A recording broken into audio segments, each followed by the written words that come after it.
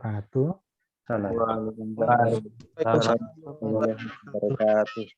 Terima kasih teman-teman yang sudah hadir pada sore hari ini. Terima kasih juga saya ucapkan kepada Bapak Suprianto selaku fakulty advisor kita, selaku narasumber kita, dan selaku ketua gugus tugas Gerakan Nasional Revolusi Mental di Untirta.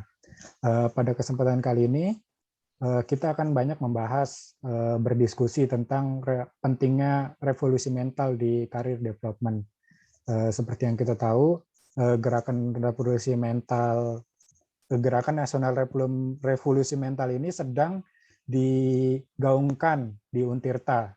Apalagi kita akan menerapkan nilai-nilai Jawara. Mungkin itu saja yang menjadi pembuka. Bisa kita langsung masuk ke materi, silakan Pak. Khadijah, ada paket.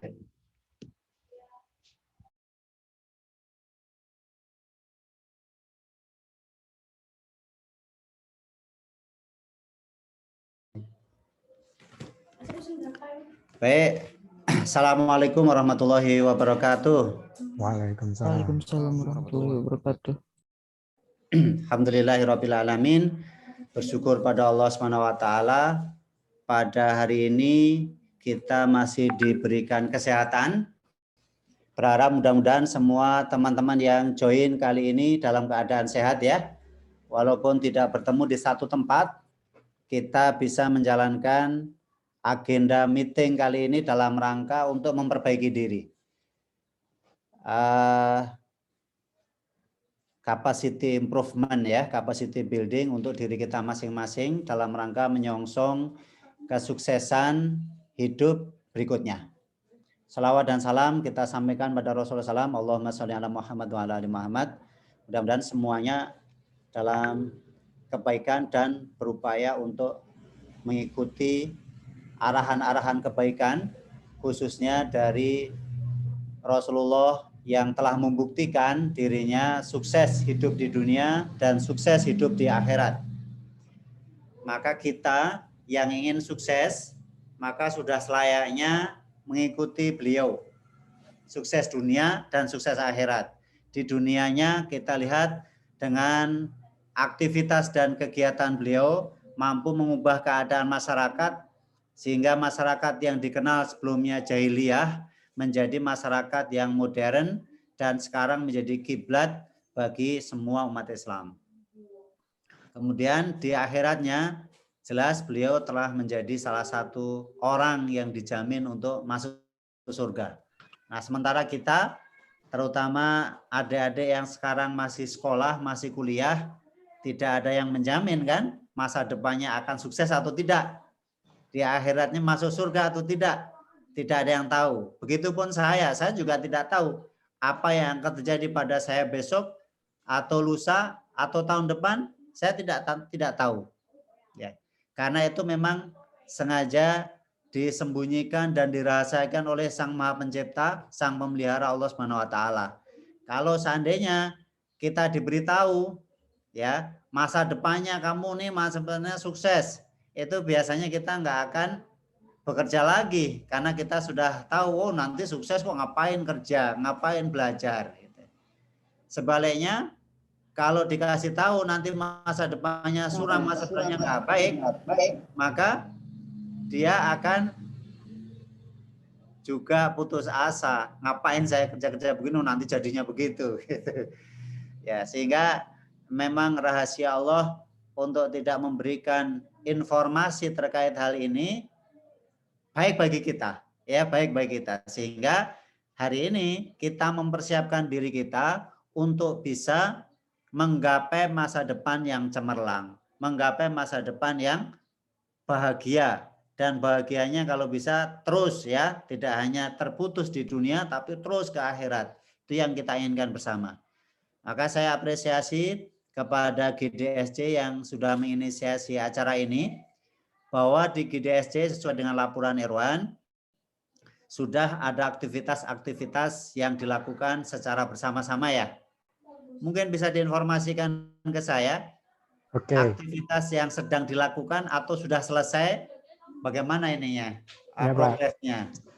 Kalau yang sudah selesai itu namanya event juara GCP, Pak. Juara GCP itu kita belajar bareng di sebuah platform namanya Quick Lab. Dan Untirta jadi universitas peringkat ke-11 total pendaftaran. Di Untirta sendiri yang mengikuti event juara GCP itu ada 49 orang dari 59 kampus yang terpilih menjadi GDSC di Indonesia. Nah, apabila mahasiswa bisa menyelesaikan tantangan yang diberikan, itu nanti dikasih hadiah dari Google berupa tas, topi, dan merchandise lainnya gitu, Pak. Ya, event itu sudah selesai atau masih berlangsung? Sudah selesai tanggal 26 kemarin. Kalau sudah selesai, apakah sudah diketahui siapa pemenangnya dan berhak mendapatkan merchandise? Itu langsung secara otomatis, Pak. Kalau kita bukan kayak pemenang gitu, kayak kita ditantang untuk menyelesaikan. Kalau kita bisa menyelesaikan, kita otomatis dapat. Bukan sistem menang-menang gitu, bukan. Oke, berarti informasikan berapa orang yang dapat? Kalau itu belum dapat informasi saya. Nah, itu Kalau yang itu saya belum dapat. Ya. Ya, baik. Harapannya dengan event itu kalian jadi tertantang dan kemudian terbuka bahwa persaingan itu memang sangat ketat. Kalau kita lihat era sekarang ini, era global ini, maka kita bisa sebut sebagai era disruption era. Ya, era disrupsi ini karena semua orang berkompetisi bagi yang sadar. Karena ternyata saya perhatikan ada orang nggak sadar bahwa sekarang ini sedang berkompetisi gitu. Yang dia anggap kompetisi itu kalau ada perlombaan di kampus, kalau ada perlombaan di sekolah, kemudian dirinya terpilih menjadi peserta. Tapi ternyata dalam kehidupan ini kita berkompetisi, disadari atau tidak. Maka ada baiknya kalian sadar tentang ini, bahwa kita sedang berkompetisi. Baik, kompetisi ini sebenarnya sudah dilatih dan dijalankan oleh Sang Maha Pencipta dari dulu, semenjak kita belum dibuat, sampai sekarang. Tapi tidak tahu sadar atau tidak. Karena buktinya banyak orang yang nggak sadar bahwa sekarang sedang berkompetisi, sehingga sebagiannya menyerah dengan keadaan. Oke, kompetisi pertama mungkin nggak ingat, tapi seharusnya tahu. Kapan itu? Ketika sel sperma ketemu dengan sel telur. Apakah itu hanya 1 lawan 1 begitu? Mungkin pernah belajar biologi kan? Pastilah. Apakah sel telurnya 1, sel spermanya 1? Nah, yuk yang lain ikut berpendapat. Ternyata katanya nggak 1, ada jutaan sel. Jutaan sel. Ternyata yang menang 1, ya dirimu itu. Ya kita yang 1 orang ini dulunya hasil kompetisi yang cukup banyak selnya, bahkan jutaan. Oke, kemudian tidak habis sampai di situ. Sekarang ini mungkin di masa-masa kalian untuk masuk TK aja kompetisi kan? Untuk masuk SD kompetisi, masuk SMA kompetisi, dan terakhir yang kalian ikuti masuk perguruan tinggi, masuk Untirta, kompetisi juga kan? Ya, tidak semua orang yang masuk Untirta, daftar maksudnya, bisa diterima di Untirta. Maka itulah nilai kompetisi. Tapi ada kompetisi lain yang kadang nggak disadari. Kompetisi apa itu? Ya kompetisi dalam kehidupan ini. Ketika kemarin kamu ikut event yang diselenggarakan oleh Google, dari sisi lembaga, dari sisi universitas, Irwan menyebut peringkat 11, berarti ada peringkat 1 sampai 10 kan? Apakah itu bukan kompetisi? Itu kompetisi.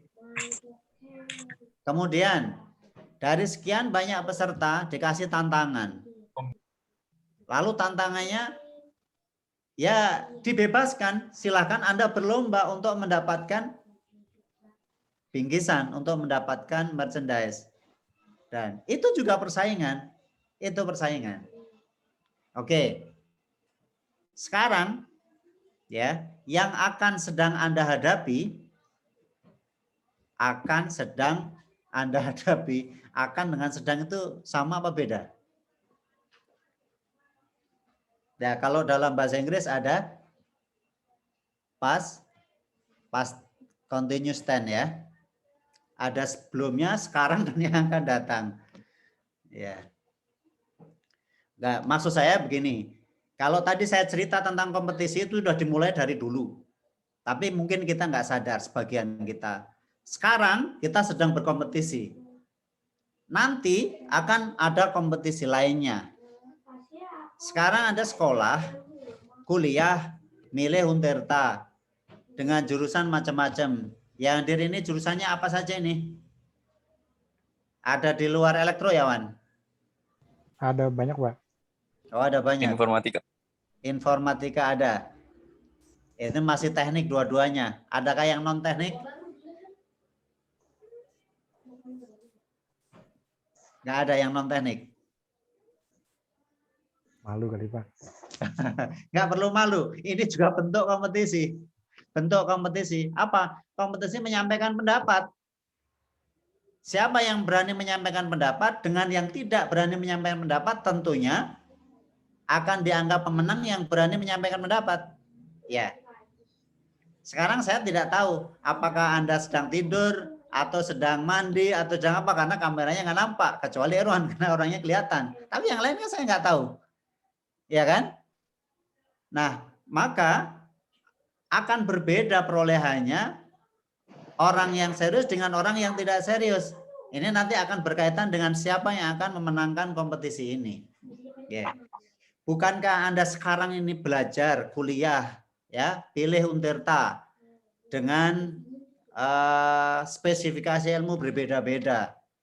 Ini karena Anda ingin memenangkan sebuah persaingan, kan? Persaingan apa? Setelah lulus dari sini kan Anda berebut untuk dapatkan gaji, untuk bisa kerja. Itu persaingan. Karena Anda nggak mau kalah, maka sekaranglah kuliah, gitu kan? Kalau misalnya Anda sudah tahu nanti menang atau nanti kalah, mungkin nggak akan seserius ini kuliah. Tapi kan Anda sudah tahu kira-kira tingkat persaingannya bagaimana.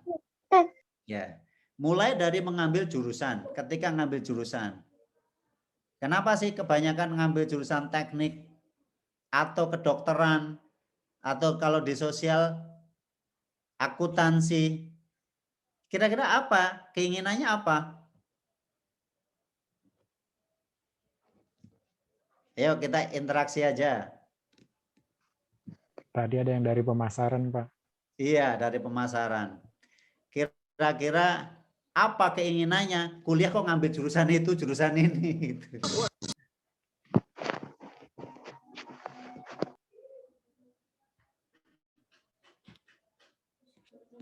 Oke?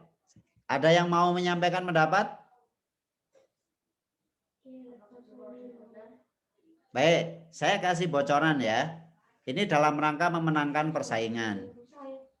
Bahwa saya selaku dosen saat ini, maka juga melakukan monitoring dan evaluasi terhadap kinerja para lulusan kami. Di antaranya sempat berkunjung ke PT KBS, PT KPDP, dan Krakatau Argo Logistik KAL. Di antara pendapat mereka senada, sama. Bahwa secara akademik lulusan Untirta itu bagus. Tapi secara kreativitas, keberanian mengungkapkan ide kurang, Pak. Kurang. Nah, karena kurang, rata-ratanya ini orang-orang itu rata-rata kurang dalam hal ini, maka saya yakin siapa yang berani tertantang untuk memukakan ide itu sekarang, dia akan memenangkan persaingan di sana. Artinya apa? Artinya revolusi mental pertama yang harus kita lakukan pada diri kita sendiri, khususnya pada Anda yang masih dalam tahap belajar ini adalah keberanian untuk mengungkapkan ide. Sehingga menjadi orang yang proaktif, tidak menjadi orang yang pasif. Mumpung di sini Berbeda dengan di kelas. Di sini kan yang dosen hanya saya aja, yang lain mahasiswa kan? Kalau sesama mahasiswa, meskipun ada yang senior, ada yang junior, mereka mahasiswa juga, sama dengan saya, sama dengan Anda sendiri. Sehingga nggak perlu takut, nggak perlu khawatir. Justru disinilah kita melatih keberanian kita. Ya, ini menjadi hal utama yang menurut saya perlu dimiliki oleh para calon-calon sarjana yang ingin menggapai kesuksesan masa depan, yaitu berani menyampaikan pendapat. Ya. Selama ini saya lihat di GDSC baru Erwan yang mendominasi, tapi saya tidak ingin hanya Erwan sendiri yang mendapatkan manfaat ini. Semua anggota mestinya juga bisa mendapatkan manfaat ini. Karena dari keberanian menyampaikan ide ini, orang akan tahu siapa Anda, orang akan tahu sejauh mana kapasitas Anda. Kalau orang sudah tahu, emang ngapain?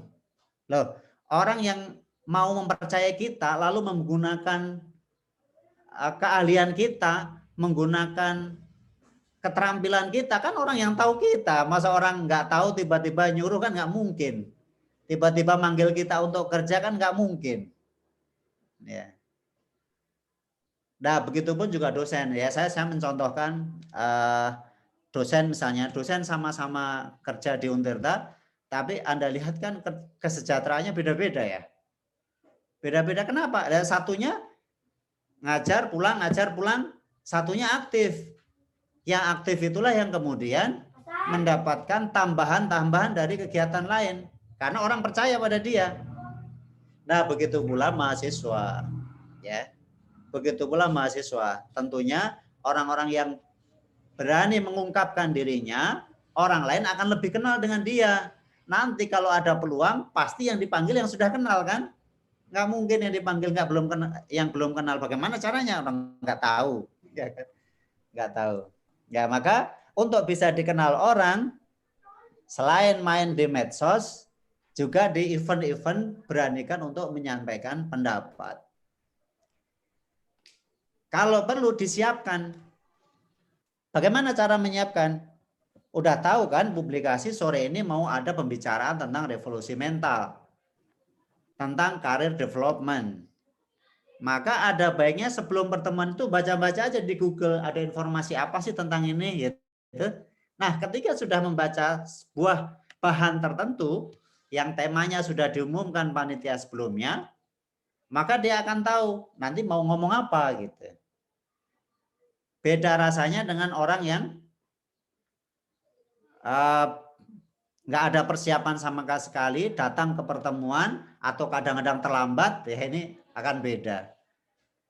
Baik, ini hal pertama yang saya sampaikan, bahwa kemampuan, kapasitas, keberanian untuk menyampaikan pendapat ini adalah sifat mental. Nah, revolusi mental adalah mental yang tadinya inferior, kurang berani, bahkan cenderung menjauh, ini coba kita perbaiki. Ya, kita coba perbaiki.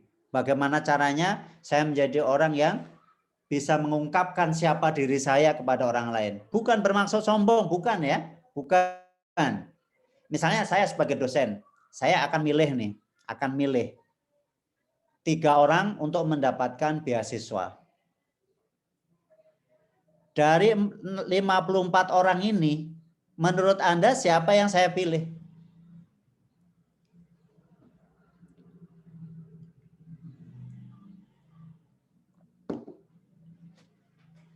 Kira-kira siapa yang akan saya pilih?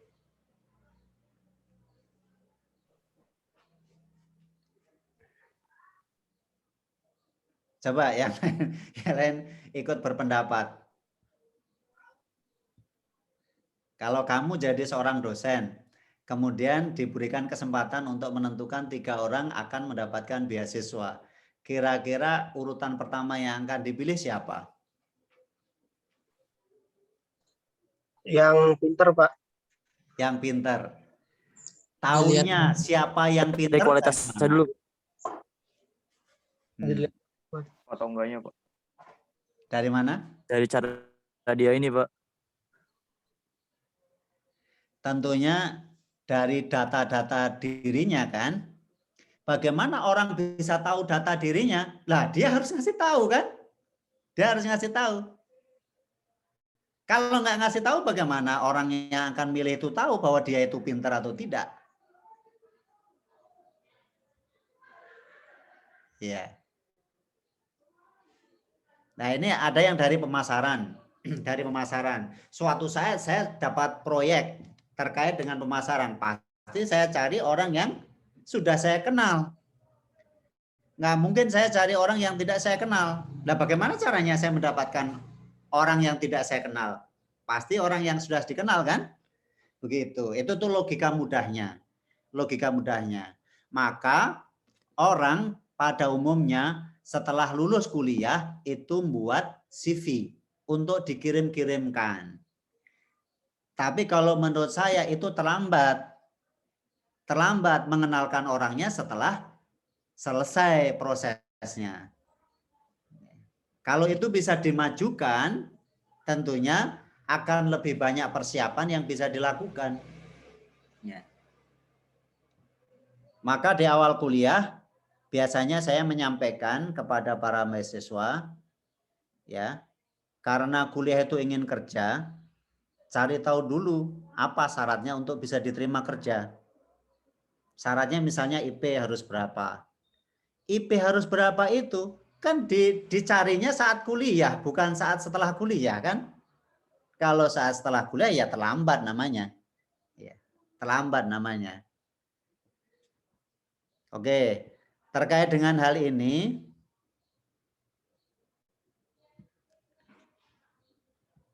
tadi saya sempat ini job vakansi. Nah, ini kelihatan nggak ini? Kelihatan? Terlihat, Pak. Terlihat. Apa yang dibutuhkan oleh pencari tenaga ini? Ini dari skillnya. Bawahnya coba. Jujur, disiplin, mampu bekerja sistem target. Kemudian bawahnya mempunyai keinginan kuat untuk terus berkembang. Terus satu lagi bisa bekerja secara tim. Ya, bagaimana orang bisa mengetahui bahwa kita punya karakter begitu? Caranya dari mana? Nah, maka di antara caranya adalah kita harus tunjukkan. Kita harus tunjukkan. Bagaimana cara menunjukkannya? Ya mungkin nggak harus, Pak, saya begini. Nggak harus begitu, nggak harus. Tapi ketika dalam meeting begini, Anda menyampaikan pendapat, kan orang sudah tahu kapasitasnya ketika menyampaikan pendapat. Tapi kalau diam-diam saja, mana saya tahu punya kapasitas itu atau tidak. Begitu. Baik, itu yang pertama ya.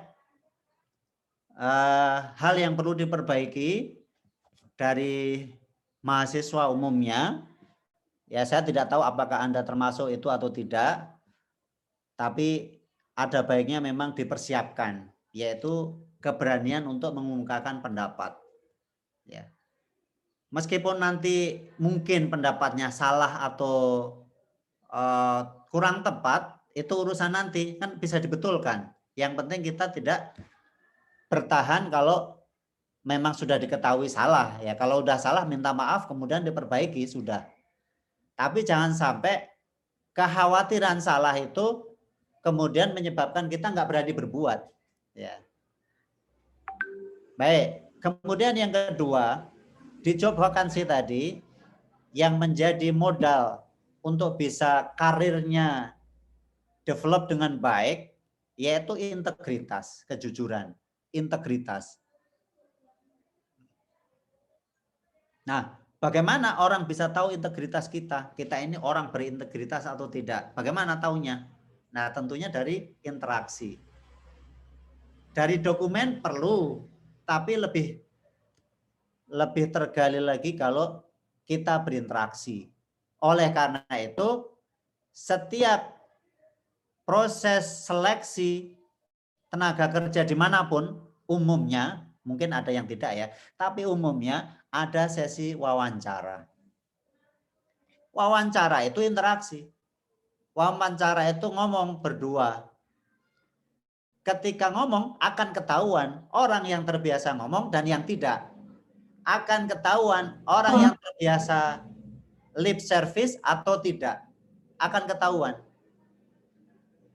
Nah, maka di kesempatan yang baik ini, ya saya ingin para mahasiswa, ada 50-an orang yang sudah bergabung ini, memanfaatkan betul klub ini untuk terbiasa mengemukakan pendapat.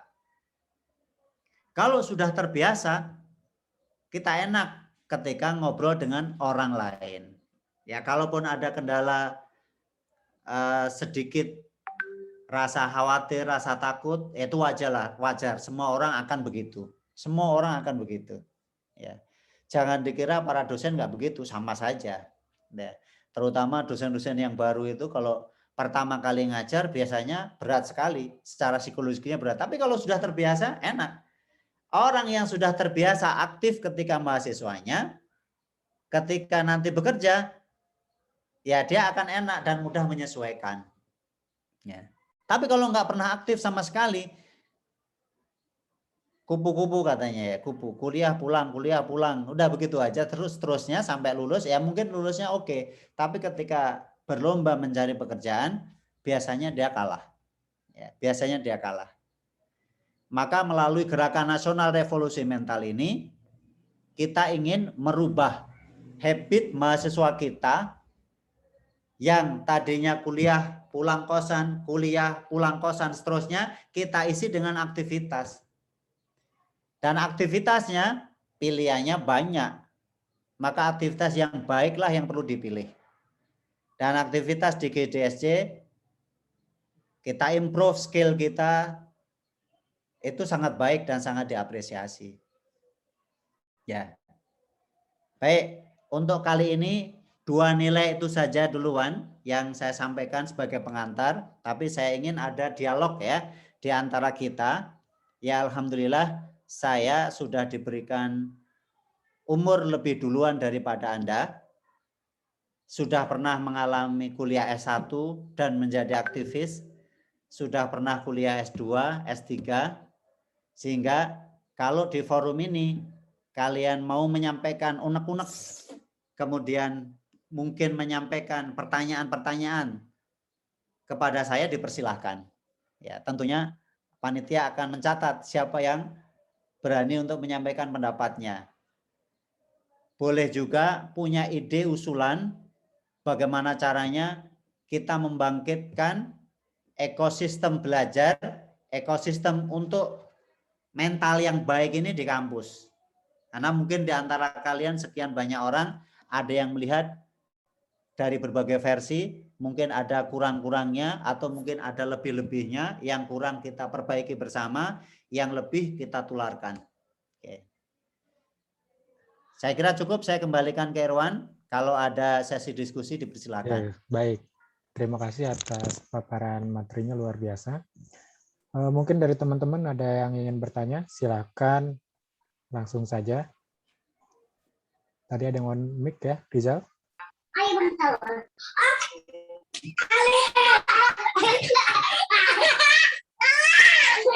Halo Rizal.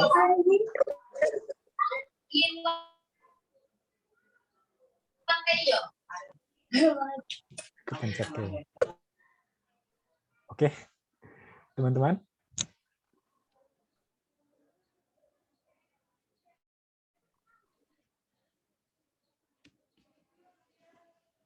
Pak, saya izin bertanya.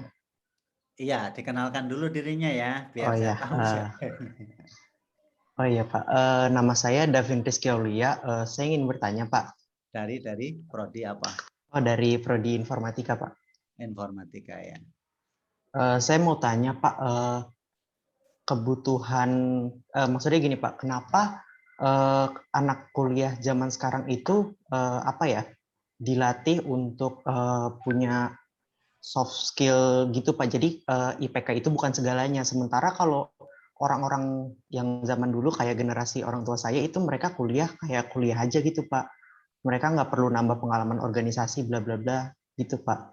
Sementara kalau anak-anak kuliah zaman sekarang disuruh berorganisasi gitu-gitu Pak.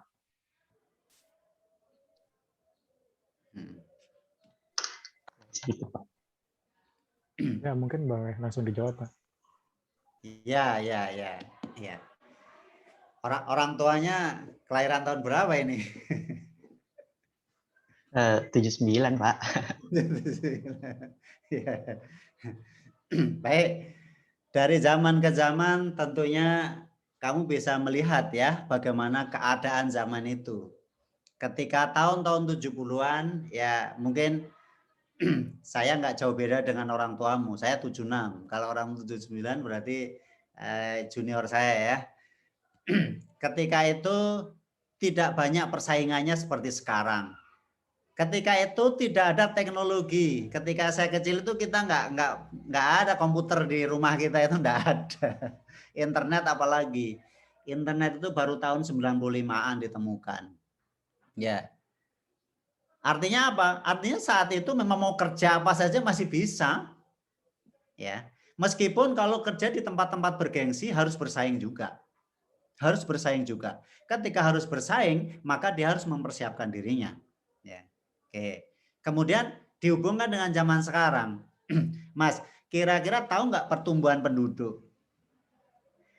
Pertumbuhan penduduk dari tahun 70, 80 lah, ingat aja tahun 80 dengan tahun 2021 ini jumlah penduduknya sama apa tidak?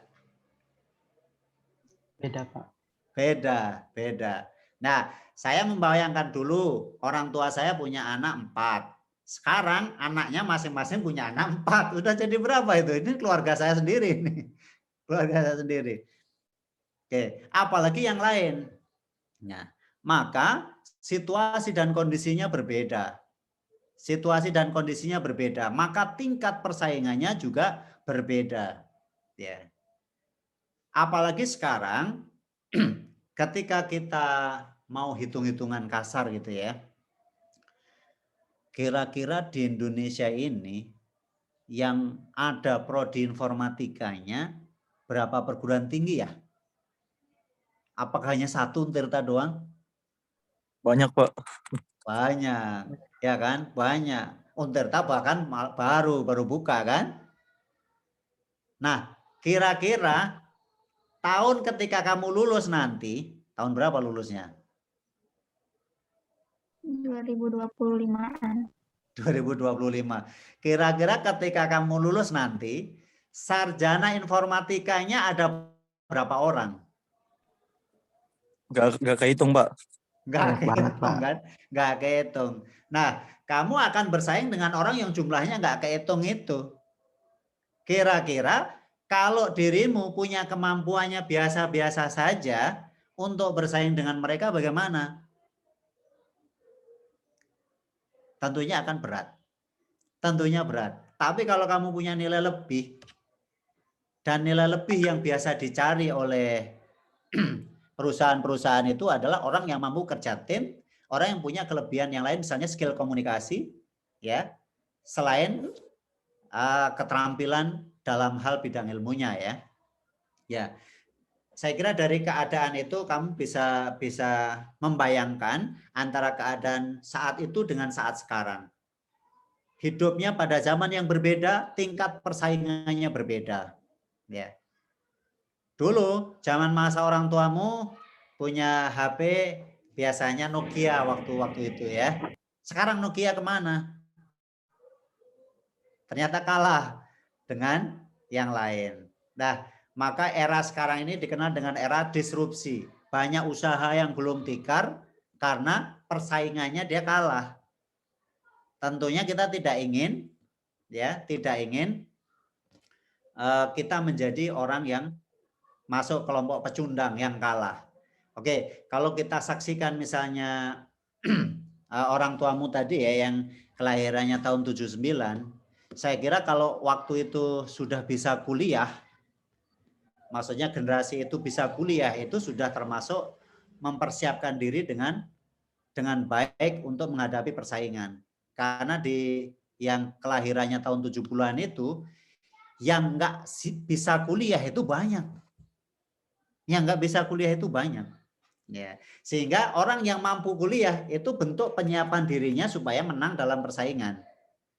Nah, ketika kita sekarang ini sama-sama jadi orang kuliahan, di antara orang kuliahan ini tentunya nggak semua bisa ditampung oleh perusahaan yang didamkan. Tentunya akan diberikan seleksi di situ.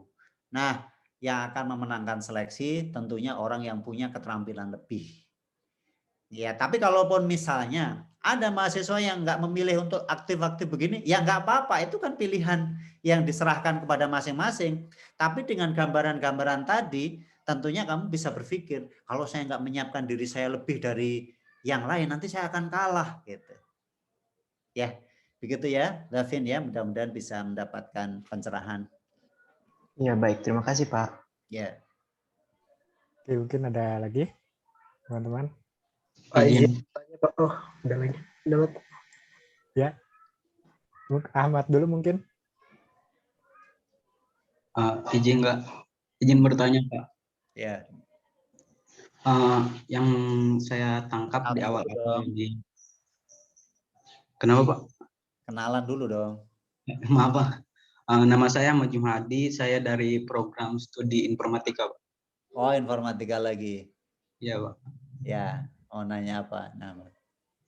Yang saya tangkap tadi dari pernyataan-pernyataan Bapak, kita kan dalam revolusi mental ini perlu adanya keberanian untuk mengungkapkan pendapat ya Pak. Betul. Katanya biar istilah kasarnya biar enak gitu Pak nyari kerjanya.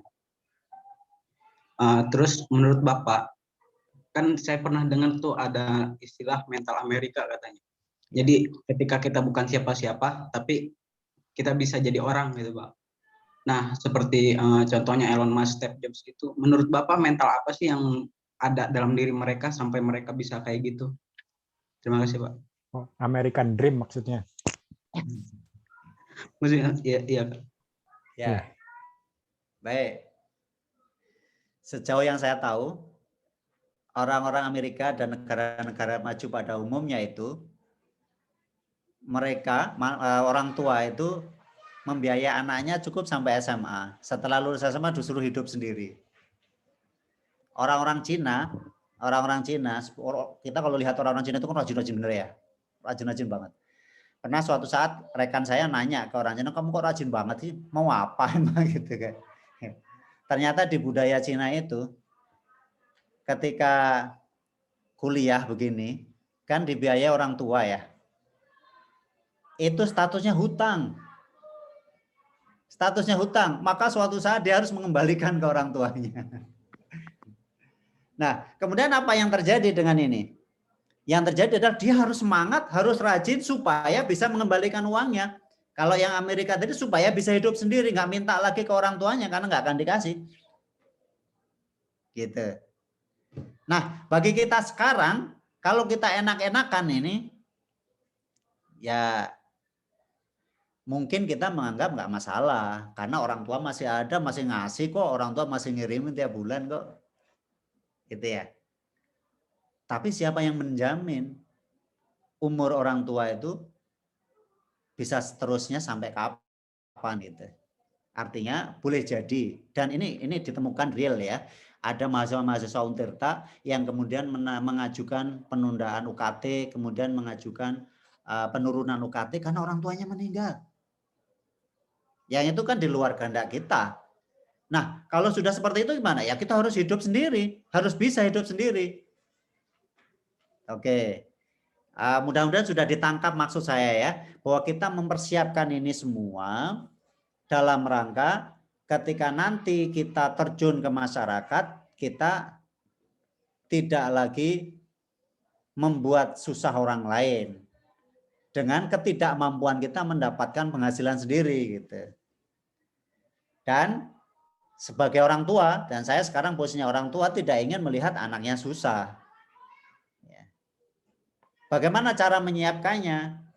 Ya, kalau saya ya dengan tenaga saya mencoba untuk membimbing mahasiswa semampu saya. baik itu yang resmi ditugaskan saya membimbing atau enggak resmi. Yang seperti ini kan enggak resmi. Saya tidak ada penugasan dari kampus, kamu bimbing ini ya gitu. Tapi ya keinginan saya sendiri.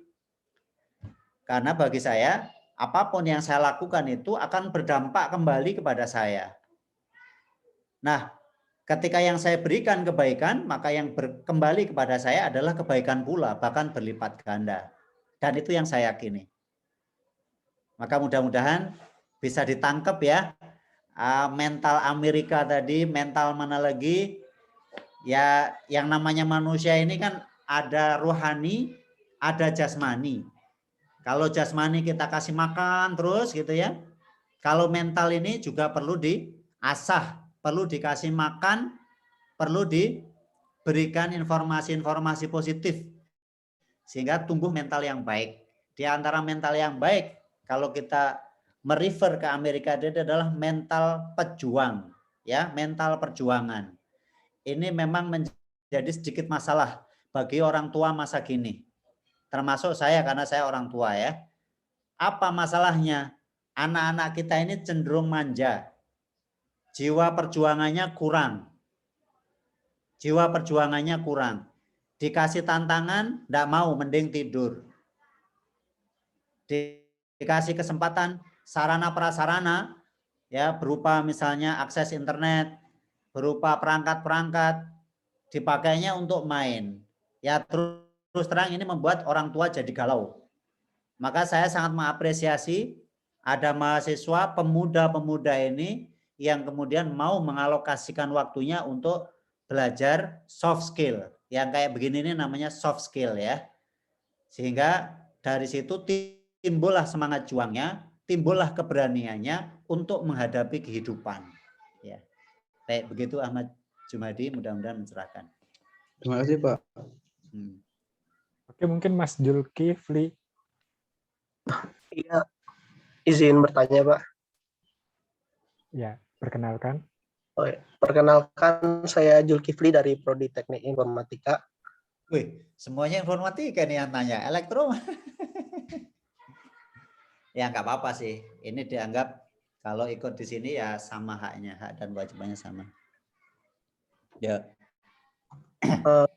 Kira-kira nih Pak, untuk kan perkembangan zaman sekarang ini sangat cepat ya, apalagi udah bentar lagi mau 5G sinyalnya.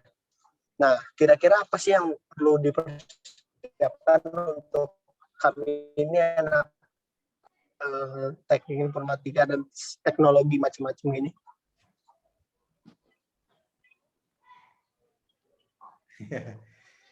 Pertanyaannya apa yang perlu dipersiapkan ya? Nah, Iya. sekarang yang kita lakukan itu dalam rangka persiapan itu, Mas Zulkifli. Kenapa saya bilang begitu?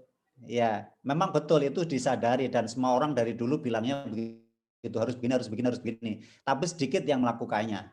Maka saya mengapresiasi Irwan dan kawan-kawan langsung to the point ini, langsung melakukan. Tapi di samping itu namanya manusia juga kadang ada sifat lemahnya, ada event-event motivasi begini. Ya, ini kan event motivasi ya. Karena setelah dimotivasi biasanya semangat kembali. Nanti kalau udah lama turun kembali. Itu wajar, manusia memang begitu. Jadi apa-apa yang kita omongkan inilah dalam rangka persiapan itu, Mas Zulkifli ya. Kalau mau lebih jauh lagi ya, walaupun di pelajarannya belum ada, saya tahu di semester 1 itu belum masuk ke teknis-teknisnya ya. Kamu belajar dulu. Ya, di klub ini bisa nanya-nanya dulu, bisa ngasah keterampilan dulu. Kalau nanti ketika semester berikutnya udah dikenal dosen bahwa kamu punya kemampuan begini-begini, pasti dosennya senang dan akan ajak kerjasama gitu. Ya. Oke, saya kira itu ya. Apa yang kita lakukan ini dalam rangka persiapan menyongsong era yang disebut tadi. Baik Pak, terima kasih penjelasannya Pak. Ya, makanya tetap ikuti kegiatan-kegiatan GDSC ini supaya terasah soft skill dan hard skill-nya. Oke, mungkin ada penanya terakhir karena waktunya juga sudah mau mepet. Izin bertanya Kak. Ya, silakan. Perkenalkan, nama saya Mulyadi dari program Teknik Informatika. Izin bertanya, menurut Bapak, pendapat orang tentang, maksudnya kayak orang yang merendahkan anak kuliahan gitu ya, ibaratnya kayak ngapain sih harus kuliah gitu kan, harus capek-capek kuliah, ujung-ujungnya juga kerja juga, pasti gitu kan. Itu menurut Bapak gimana? Baik, terima kasih. Ya, kalau menurut saya ini kata-kata yang melemahkan semangat ini. Melemahkan semangat ya. Ngapain kuliah-kuliah, enggak kuliah juga bisa jadi presiden kok gitu. Baik, terima kasih Mas. Ketika kita kuliah, ini mudah-mudahan semuanya selain kuliah juga belajar agama ya. Dalam agama Islam itu ada kewajiban menuntut ilmu. Sehingga bagi saya, ya mudah-mudahan juga teman-teman mengetahui setelah diinformasikan ini, mencari ilmu ini melaksanakan perintah agama. Karena melaksanakan perintah agama, saya yakin saya dapat pahala. Ya, artinya tidak semata-mata kuliah ini untuk cari kerja. Tidak semata-mata itu. Memang itu iya kita akui. Untuk bisa hidup lebih baik, caranya gimana? Caranya dapat gaji besar. Cara dapat gaji besar, kerja di tempat yang bagus. Supaya bisa kerja di tempat yang bagus, ya harus kuliah. Ya, supaya kuliahnya kepake di sana, ya kita harus persiapan diri ketika kuliah itu semaksimal mungkin. Kalau misalnya ada orang yang nggak sekolah bisa kerja, iya oke, itu oke. Tapi kerjanya kerja apa? Ya, kerjanya kerja apa?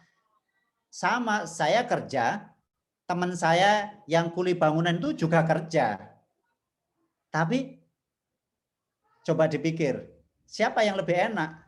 Saya kerja di tempat AC, ya. Gajinya bisa jadi jutaan-jutaan. Tapi yang kerja di tukang itu, ya dia kerja sih, tapi pakai otot. Capek itu. Gajinya sehari berapa? 200.000. Kira-kira kita pilih yang mana? Ya terserah sih, itu pilih sendiri. Jadi walaupun ada kasus, ada orang-orang tertentu nggak kuliah kerja, itu jangan digeneralisir kemudian kita nggak perlu kuliah gitu. Karena pada buktinya yang menguasai perekonomian ini, maksudnya yang level kehidupannya ini menengah ke atas, itu orang-orang yang pendidikannya lebih tinggi. Maka orang tua kita pengen kita ini pendidikannya lebih tinggi dari mereka. Supaya ketika kehidupan nanti nggak susah. Ya, saya kira begitu Mas Mulyadi ya. Jadi ada dua sisi yang perlu kita pahami bersama ketika kita kuliah. Satu, kita menjalankan perintah agama dan di situ dapat pahala. Ya, dapat pahala. Kemudian yang kedua, kita mempersiapkan masa depan kita lebih mudah, lebih enak. Ya, tidak susah-susah lagi. Ya, sama-sama kerja, orang yang punya kedudukan tinggi dengan orang yang tidak punya kedudukan artinya kasar, ini ya berbeda lah. Rasanya berbeda, penghasilannya juga berbeda gitu. Demikian. Oh, ada yang mau bertanya tuh Pak di chat. Terakhir ya mungkin. Kalau boleh terakhir kali Pak. Ya. Silakan Mas Ahmad. Ya, jangan dihabiskan sekarang semua. Nanti lain kali kita buat lagi ya. Baik, terima kasih atas waktunya. Assalamualaikum warahmatullahi wabarakatuh. Nama saya Ahmad Rizaki dari Prodi D3 Manajemen Pemasaran di FEB. Nah, Pak, saya ingin bertanya, bagaimana? Kadang-kadang sekarang kan banyak nih yang lulusan SMA itu kadang bisa bersaing dengan orang yang lulusan pendidikan tinggi karena punya skill. Kadang ya saya dengar nih di Google kan sendiri ada karyawannya yang hanya lulusan SMA saja yang tidak kuliah gitu. Oh itu tuh seperti apa Pak? Bisa jelasin? Kenapa bisa seperti itu? Ya, betul sekali yang disampaikan itu. Bahwa orang yang nggak kuliah pun bisa mencapai kedudukan tinggi dengan skill dia. Ya, dengan skill dia. Tapi mohon maaf, jangan itu kemudian diambil kesimpulan bahwa semua orang yang nggak kuliah lalu mendapatkan kesempatan seperti itu. Saya sampaikan bahwa orang-orang yang punya kehendak, keingin belajar tinggi itu karena dia punya lingkungan pembelajar. Kalau misalnya lulusan SMA itu hidupnya di kampung sana, dia nggak akan kepikir mau belajar skill-skill ini itu. Tahu maksudnya ya? Jadi karena sekarang kita interaksinya dengan para mahasiswa, maka kita jadi tahu harus belajar skill ini, skill itu, skill ini, skill itu gitu. Termasuk juga para pemuda yang mungkin tidak sempat kuliah. Tapi kalau interaksinya sehari-hari dengan orang-orang yang juga nggak kuliah, orang-orang yang juga nggak belajar, maka ya itu aja yang dia nikmati, tidak punya keinginan untuk belajar skill A, skill B, skill C. Ya. Nah, apapun itu, memang kalau kita punya skill, mungkin akan diterima oleh berbagai perusahaan. Oleh karena itu, sekarang ini yang sedang kita lakukan adalah meningkatkan skill itu. Ya, meningkatkan skill itu. Dengan GDSC ada tantangan-tantangan dari Google untuk meningkatkan skill. Kalau ternyata Anda cocok dengan keilmuan yang dipelajari, lalu melejit kemampuan di bidang itu, bisa jadi nanti ketika direkrut oleh perusahaan, skill Anda itulah yang dinilai lebih daripada ijazahnya, gitu. Tapi sekali lagi itu ya, jangan digeneralisir, kemudian kita menganggap nggak perlu kuliah lah, nggak kuliah juga bisa begini, bisa begini. Ya silahkan disurvei lah, silahkan disurvei antara orang berpendidikan tinggi dengan orang yang tidak berpendidikan tinggi, bagaimana kehidupannya. Itu saja.